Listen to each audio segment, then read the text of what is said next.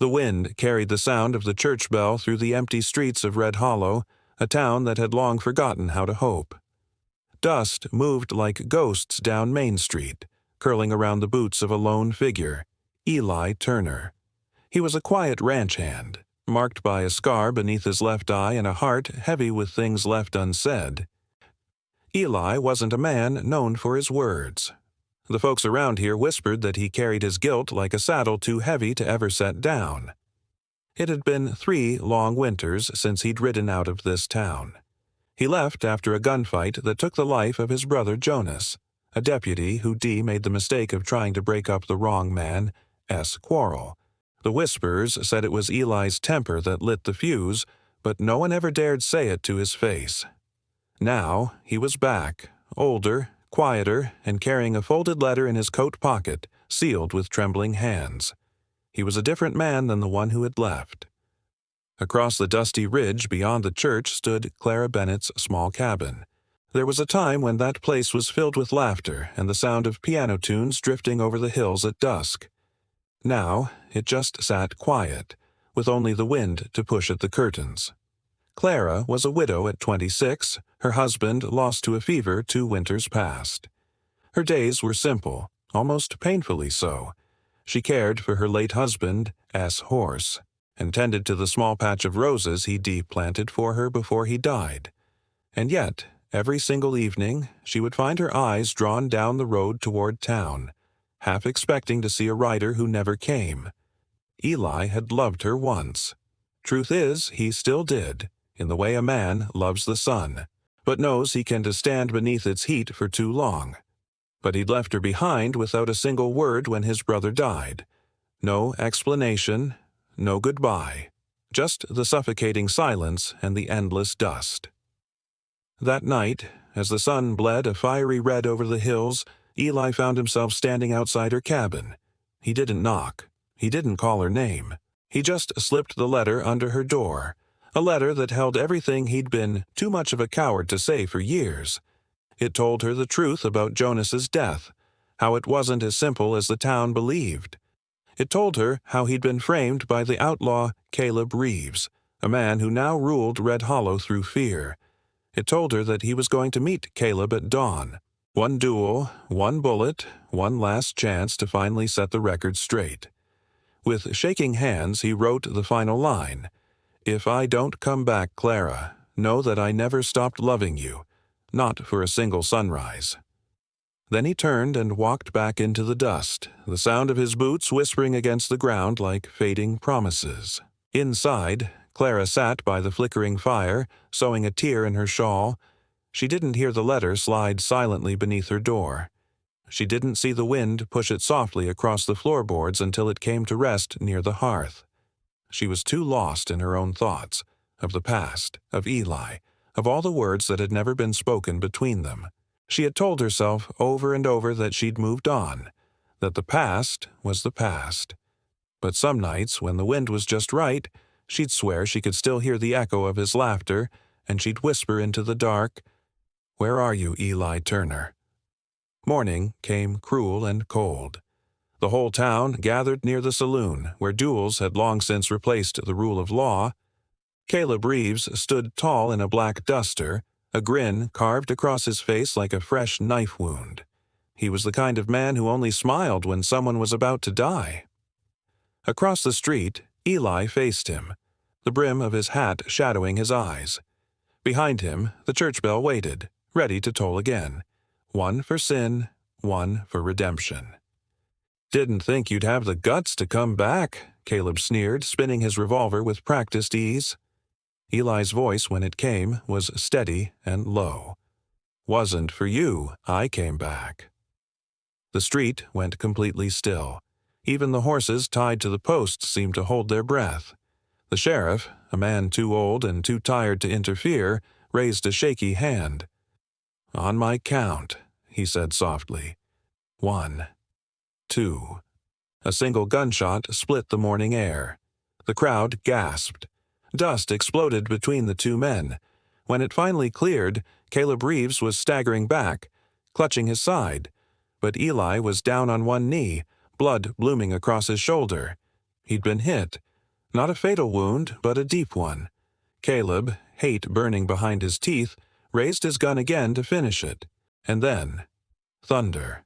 Not from the sky, but from another gun.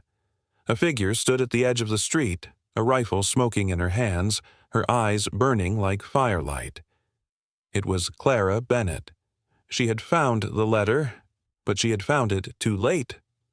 The townsfolk froze as the echo of the shot faded across the canyon. Clara's shawl fluttered in the wind, a stark contrast to the stillness around her. Eli looked up at her through the dust, his breathing ragged, his eyes wide not with fear, but with utter disbelief. "Clara," he whispered, her name a prayer on his lips. Tears streaked through the dirt on her face. "You fool," she said, her voice shaking with a mix of fury and relief. "You were gonna die before telling me the truth?" Eli tried to push himself up, but his legs trembled and gave way. The letter, now creased and stained with his own blood, slipped from his pocket and fell to the ground between them. Just then, Caleb groaned, crawling backward toward the gun he'd dropped. Clara saw the movement and raised her rifle again. "Don't," she warned, her voice a low growl. But before anyone could move, before Eli could even reach for her hand, Caleb fired. A scream broke through the morning silence. The bell began to toll again. And then, nothing. Just the wind, the dust, and the quiet sorrow of Red Hollow. The echo of the gunshot rolled through Red Hollow like thunder crawling across an endless sky. Then, silence, heavy, raw, and alive. Clara's rifle slipped from her hands as she stumbled forward, breath sharp in her chest. The world around her seemed to slow. She saw the dust rise, the smoke drift, and Eli collapse into the dirt. "Eli!" She dropped to her knees beside him, her hands trembling as she pressed them against his wound. His blood was warm, seeping through her fingers, staining the pale fabric of her shawl. Caleb Reeves lay motionless near the saloon steps, a dark stain spreading beneath him. His revolver rested inches from his lifeless hand. The crowd that had gathered just moments before now stood frozen. No one dared to speak. Even the sheriff looked hollow, his hand resting uselessly on the grip of his own gun. "Get Doc Mercer!" Clara cried, her voice cutting through the still air. "Now!" A young boy sprinted off toward the edge of town, and Clara looked down again, tears blurring her vision. Eli's lips moved faintly. "You found it?" She nodded, her voice breaking. "You think I'd let you die without giving me a chance to be mad at you?" A faint, crooked smile touched his face, the kind of smile that once made her heart forget its rhythm. "Always had a temper," he whispered. "Always had a reason," she said softly, brushing his hair back. The doc arrived minutes later, but in moments like that, minutes felt like miles. He lifted Eli carefully, barking orders, and they carried him into the back of the old inn, where the air smelled of whiskey and sawdust. Clara followed, refusing to leave his side. Night fell over Red Hollow like a heavy blanket. The storm clouds gathered low, pressing against the ridges like dark smoke.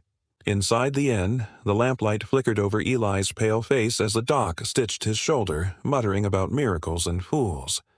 Clara sat in a chair nearby, clutching the blood-stained letter. She had read it 3 times now, every word carved into her heart like a promise she'd been too late to keep. When the doc finally left, Eli opened his eyes again. "I didn't want you to see me like this. I didn't want to bury another man I cared about," she said quietly. "You think it would have hurt less not knowing the truth?" He looked away, guilt crawling up his throat like thorns. Jonas's death. It wasn't an accident. Caleb planned it. I found proof, papers, signatures. He wanted your husband's land, too. He was building something out here, Clara. Something ugly. But I never had the courage to face him. Until now. Clara's hands shook. "You carried that all this time?" Eli nodded slowly. "Every mile. Every sunset." Outside, the wind howled against the shutters. Thunder grumbled over the canyon. Clara stood and moved closer, the lamp casting gold light over her face. "You should have come to me, Eli. You should have told me the truth before all this." He looked up at her, weary but soft. "Would you have believed me?" She didn't answer. Instead, she reached into her pocket and unfolded the letter again. The last line glowed faintly in the lamplight. "If I don't come back, know that I never stopped loving you. Not for a single sunrise." Her eyes filled with tears. "You really meant it?" He exhaled, his voice a whisper of wind. "More than I ever meant anything." For a long moment, neither spoke. The rain began tapping against the window, gentle but steady. A rhythm of time they both knew was running thin. Then came a sound from outside, the creak of a saddle. Footsteps. A voice muffled by rain. Clara's heart jumped. She went to the window and peeked out. A rider in a dark coat dismounted near the saloon, his face hidden beneath a hat. Another followed, then a third. More men, shadows in the storm. Eli tried to rise, wincing. "They're Caleb's men," he said. "He wasn't the only one." Clara turned to him, fear in her eyes. "They'll come looking for revenge." "Not revenge," Eli said grimly. "Money. Caleb owed debts, and they think I've got what's left of his stash." He tried to stand again, but his legs failed him. She caught him, steadying him with both hands. "You can't fight," she said. "I have to. You'll die. Then I'll die doing something right for once." Lightning flashed across the sky, revealing 5 men riding toward town, their silhouettes jagged against the horizon, rifles glinting like cold silver. Clara swallowed hard. "We can't stay here." Eli's voice was weak but sure. "There's a cabin up by Willow Creek, my brother's old place. No one knows it's still standing." She grabbed her coat, threw it over his shoulders, and helped him to his feet. "Then that's where we go." They slipped out the back door into the rain, moving through the narrow alleys behind the saloon. The mud clung to their boots, the wind biting at their faces. Every thunderclap felt closer, every step heavier. Behind them, voices echoed through the town. "Find Turner! Bring him out!" They reached the stables. Eli leaned heavily against a post while Clara saddled his horse, Ash, the old gray gelding who once carried both their dreams and heartbreaks across the prairie. Eli climbed up, grimacing, and held out a hand. "Ride with me." She hesitated only a second before swinging up behind him, her arms wrapping around his waist. As they rode out through the sheets of rain, Clara whispered into the storm, "If we live through this, Eli, don't ever write me another letter." Eli's breath trembled, a soft laugh, full of pain and hope. "Deal." Hours later, under the cover of lightning, they reached the cabin. Old, lonely, half forgotten by time. The door creaked as they entered, dust motes swirling in the lamplight. Clara helped Eli to the bed, pulling off his soaked coat. He looked at her, eyes heavy. "Never thought I'd see this place again." She brushed a wet strand of hair from her face. "You'll see it in daylight." But outside, faint, distant, a wolf's howl echoed. Then another sound, more human, the click of a rifle being cocked. Clara froze. Eli's eyes snapped open. He reached for his revolver, but the knock came first. 3 slow, heavy knocks. A man's voice outside. "Eli Turner, you've got something that don't belong to you." The rain fell harder. Clara's hand went to her rifle. Eli whispered, "Don't open that door." The voice came again, colder this time. "You got till sunrise." Footsteps faded into the storm. Inside, only the fire crackled, and the letter, still folded in Clara's pocket, seemed to hum with the weight of everything left unsaid. Eli turned to her, blood seeping through his bandage, his breath shallow. "If I don't make it through the night—" Clara cut him off, her voice sharp but trembling. "Don't. Not another word like that. You've still got a sunrise to keep." Outside, the thunder rolled closer, and the storm began to roar. What do you think happens next? Does sunrise come for Eli and Clara, or just for Caleb's men? The rain eased sometime after midnight. The storm rolled off into the mountains, leaving behind a silence thick enough to make the heart ache. Smoke drifted lazily from the cabin chimney, curling into a sky torn open by lightning's memory.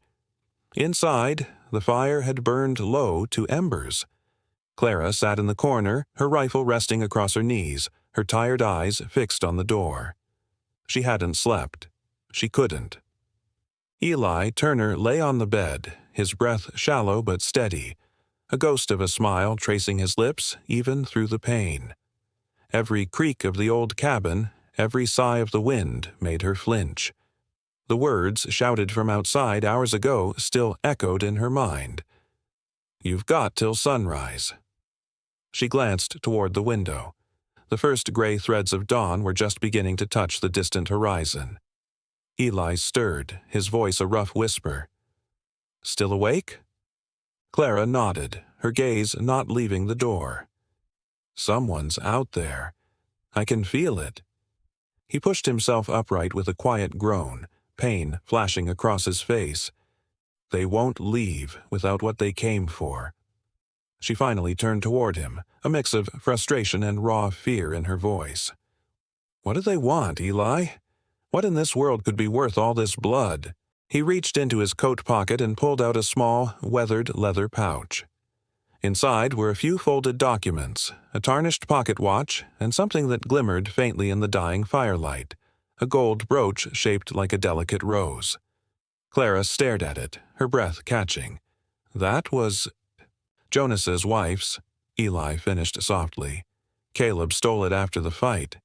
These papers, they prove every theft, every lie, every single man he bribed to turn the town against me. If I can just get them to the marshal in Tucson, Red Hollow can finally breathe free again. A new resolve hardened her features. "Then let's go. We ride before they do." He shook his head, the movement costing him. "I can't ride far like this. My shoulder—" "You'll ride if I have to tie you to that saddle myself," she snapped, her fear turning to fierce determination. Eli managed a faint smile. "You always did get the last word." Just then, the faint neigh of horses cut through the quiet. Shadows shifted through the trees. 3 men this time, moving with careful predatory steps, rifles drawn. One of them kicked open the nearby barn door. The horses inside whinnied in protest. "They're here," Clara whispered, her heart pounding. Eli swung his legs off the bed and reached for his revolver on the nightstand. The sharp movement tore through his wound, but he didn't flinch. "You get to the back, out the window, take the pouch, head east until you reach the old mining trail." She stared at him, disbelief hardening into anger. "You're not staying here, not alone." "Clara," he said, his voice quiet but firm, "I can't outrun them, but I can buy you time." Tears glistened in her eyes, threatening to fall. "You think after all this, after everything we've been through, I'm just going to leave you here to die?" He held her gaze, his voice low and impossibly gentle. "If you die, none of this means a damn thing. I started this mess. You deserve to see the sunrise." The doorknob rattled violently. A rough voice shouted from the other side, "Turner, come on out. We just want what's ours." Eli pressed the pouch firmly into her hands. "Promise me, Clara." She shook her head, her lips trembling. "No, not this time." He managed a weak, sad grin. Always stubborn. And then, before she could protest, before she could even think, Eli pulled her close and kissed her. It wasn't a kiss born of fear or desperation, but one that was soft and final, like something finally at peace. When he pulled back, he whispered, "If I don't come back, read that letter again. You'll know I meant every word." The door exploded inward, splintering off its hinges. Eli spun, firing once, the shot lighting the small cabin in a brilliant burst of orange. One of the men fell back, shouting in pain. The other 2 charged in. Clara fired from behind the overturned table, splintering the wood just beside them. In an instant, the cabin filled with smoke and thunder. Eli ducked behind a heavy wooden beam, breathing hard, his arm slick with fresh blood. Clara reloaded, her hands shaking but her movements practiced. Another man fired through the window, shards of glass scattered like broken stars across the floor. Eli returned fire with a clean shot. The man fell. Only one remained. The leader, tall and scarred, his face lit by the demonic flames of the dying fire. "You should have stayed gone, Turner," he snarled, stepping over his fallen comrades. "Caleb might be dead, but his gold ain't." Eli's gun clicked, empty. The man grinned, a cruel, triumphant expression as he raised his rifle. "Guess the sun's rising for me, not you." But before he could pull the trigger, the distinct, chilling sound of a hammer being cocked filled the room. Clara stood directly behind him, her rifle steady, her eyes fierce and unwavering. "No, it's rising for the right man." One shot. The man dropped. And then silence. Deep, final, and absolute. Eli leaned heavily against the wall, sliding slowly to the floor, his breath coming in ragged trembles. Clara rushed to him, dropping the rifle with a clatter. "Eli, stay with me." He smiled faintly, his eyes finding hers. "You did good." "You're not dying," she said, her voice cracking as she pressed her hand to his wound. "Not after everything." He looked up at her, the faintest light of the new dawn reflecting in his eyes. "Clara, I don't think I can keep that sunrise after all." "No," she whispered, desperate. "You promised." He reached for her hand, his grip weak but warm. "Then promise me one thing. Don't spend your life waiting at that window again." She shook her head, tears falling freely now, tracing paths through the grime on her face. "Don't talk like that." "Promise." His voice was barely a breath. Her lips quivered. A sob escaped her. "I promise." His hand fell still. The fire flickered once, then dimmed into darkness. Outside, the first light of morning spilled across the valley, soft and golden, touching the rain-soaked earth like forgiveness itself. 2 days later, Clara rode into Tucson. She carried the pouch, the documents, and a folded letter stained with blood. The marshal read every word, his eyes widening. "This clears his name entirely. He died an honest man." Clara nodded, her voice quiet but strong. That's all he ever wanted. Before she left town, she stopped by the post office and mailed the letter to Red Hollow's small church. On the back, she wrote only one line. "Let it be read at sunrise." Months passed. The town of Red Hollow healed. The laughter returned to the saloon. Children ran through the same dusty street where two men once faced each other under the bell's solemn toll. And sometimes at dawn, folks swore they saw a rider in the distance, a man in a weathered hat, his horse moving slow and easy against the light. Just before he vanished into the sun, he'd tip his hat toward the valley where the roses bloomed. Clara still lived near that hill, tending to those very roses. And every sunrise, she'd whisper toward the horizon, "You kept your promise, Eli Turner. I saw the sun." In the end, love doesn't die with the gunfire or the storm. It lingers, in the letters we write, in the promises we keep, and in the sunrises that come after every long, lonesome night. Thank you for watching. If this story moved you, please consider subscribing for more tales from the heart of the West.